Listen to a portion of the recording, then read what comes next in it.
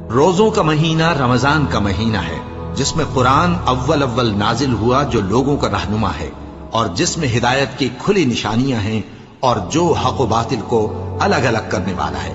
تو جو کوئی تم میں سے اس مہینے میں موجود ہو، چاہیے کہ پورے مہینے کے روزے رکھے، اور جو بیمار ہو یا سفر میں ہو تو دوسرے دنوں میں روزے رکھ کر ان کا شمار پورا کر لے۔ اللہ تمہارے حق میں آسانی چاہتا ہے اور سختی نہیں چاہتا، اور یہ آسانی کا حکم اس لیے دیا گیا ہے کہ تم روزوں کا شمار پورا کر لو،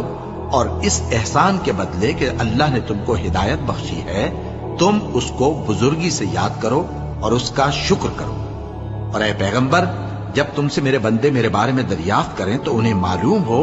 کہ میں تو تمہارے پاس ہی ہوں۔ جب کوئی پکارنے والا مجھے پکارتا ہے تو میں اس کی دعا قبول کرتا ہوں۔ تو ان کو چاہیے کہ میرے حکموں کو مانیں اور مجھ پر ایمان رکھیں، تاکہ نیک رستہ